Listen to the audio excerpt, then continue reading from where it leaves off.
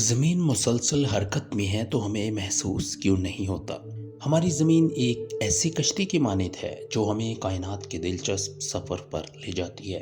زمین 1,07,280 کلومیٹر فی گھنٹہ کی رفتار سے سورج کے گرد چکر لگاتی ہے اور یہ اپنے محور میں خط استوا پر تقریباً 1,666 کلومیٹر فی گھنٹہ کی رفتار سے گھومتی ہے، لیکن ہمیں محسوس کیوں نہیں ہوتا؟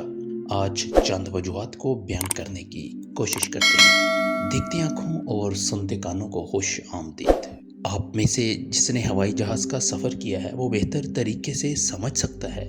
تصور کریں آپ ایک ہوائی جہاز میں سوار ہیں اور ٹیک آف کے وقت محسوس کرتے ہیں آپ کو آپ کی سیٹ پیچھے کی جانب کھینچ رہی ہے، اور لینڈنگ کے وقت محسوس کرتے ہیں آپ آگے کی طرف جا رہے ہیں۔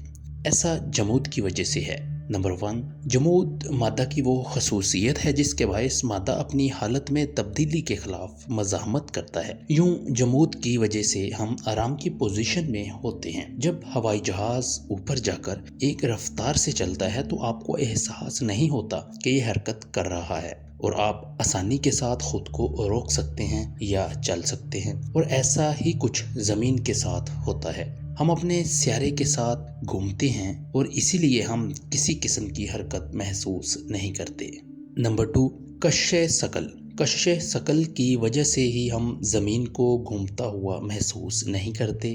آپ میں سے اکثر نے کار میں سفر کیا ہوگا۔ ذرا سوچیں، آپ ایک ہی رفتار سے سیدھی سڑک پر جا رہے ہیں، آپ کو محسوس نہیں ہوگا کہ گاڑی حرکت کر رہی ہے، لیکن جب موڑ پر پہنچیں گے تو محسوس ہوگا کہ کوئی طاقت آپ کو موڑ کی مخالف سمت میں دھکیل رہی ہے، جیسے آپ کو گاڑی سے نکالنے کی کوشش کر رہی ہے۔ اسی وجہ سے گاڑی سے باہر نہ گرنے کی وجہ سے ہم سیٹ بیلٹ باندھ لیتے ہیں، جبکہ ہماری زمین کے ساتھ بھی ایسا ہی کچھ ہوتا ہے۔ جب یہ گھومتی ہے تو ایک مرکزی قوت پیدا ہوتی ہے، لیکن کشش ثقل اس مرکزی قوت سے زیادہ طاقتور ہوتی ہے، اور اسی وجہ سے ہم زمین کے ساتھ جڑے رہتے ہیں۔ یوں کہہ لیجئے کشش ثقل کار کی سیٹ بیلٹ کا کردار ادا کرتی ہے۔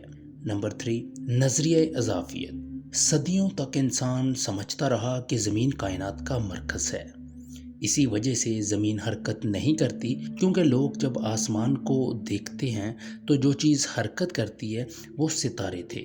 لیکن یہ خیال اس وقت تبدیل ہوا جب نکولس کوپرنیکس اور جونز کیپلر نے ہیلیو سینٹرک ماڈل تیار کیا، جبکہ گلیلیو نے مشتری کے 4 چاند دریافت کیے۔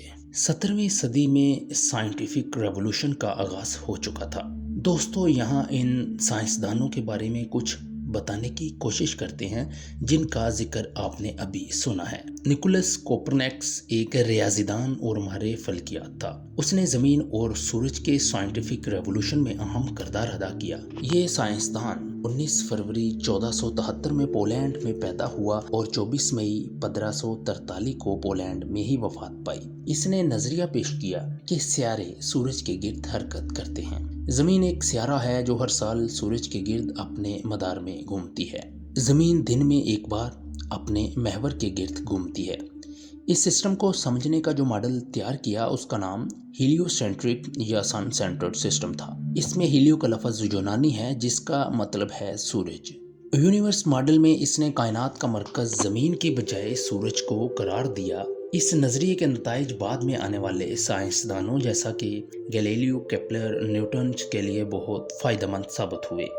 جونز کیپلر ایک جرمن ماہر فلکیات، ریاضی دان، فلاسفر اور میوزک رائٹر تھا جو 27 دسمبر 1571 کو رومن امپائر میں پیدا ہوا اور یہاں ہی 15 نومبر 1630 کو اس نے وفات پائی۔ اس نے 1608 میں لاطینی زبان میں ایک ناول لکھا جسے اس کے بیٹے نے اپنے والد کی وفات کے کئی سال بعد شائع کیا۔ اس ناول کا لاطینی نام یہ ہے، جس کا فل ٹائٹل آپ سکرین پر دیکھ سکتے ہیں۔ سومنیم لاطینی لفظ ہے جس کا مطلب ہے دا ڈریم۔ اس ناول کی وجہ سے اسے فادر آف سائنس فکشن بھی کہا جاتا ہے، جبکہ بہت ساری اس نے کتابیں بھی لکھی ہیں۔ یہ لاز آف پلانیٹری موشنز کی وجہ سے مشہور ہے۔ گلیلیو 15 فروری 1564 کو اٹلی میں پیدا ہوا اور 8 جنوری 1642 میں فلورنس میں اس نے وفات پائی۔ یہ فلاسفر، ریاضی دان اور ماہر فلکیات تھا۔ بہت ساری کتابیں بھی اس نے لکھی ہیں۔ इसने हेलियोसेंट्रिक सिस्टम्स को मानते हुए टेलीस्कोप इजाद की, जिसे गैलीलियन टेलीस्कोप कहा जाता है।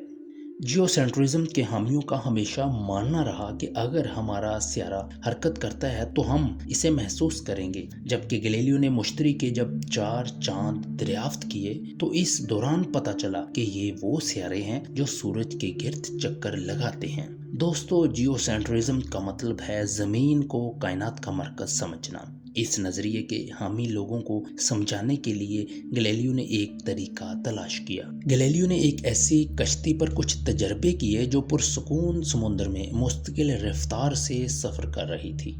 इन तजर्बात की बुनियाद पर उसने समझाया कि सब कुछ इस बात पर मुनहसर है कि हम कहाँ हैं। यहाँ से ही गैलीलियो ने थ्योरी ऑफ रिलेटिविटी यानी नज़रिया इजाफियत की बुनियाद रखी। नंबर 3, आदत यानी हैबिट। हम ज़मीन की हरकत को इसलिए भी महसूस नहीं कर सकते क्योंकि हमें इसकी आदत हो चुकी है। हम अपनी पैदाइश से ही ज़मीन की इस हरकत के आदी हैं।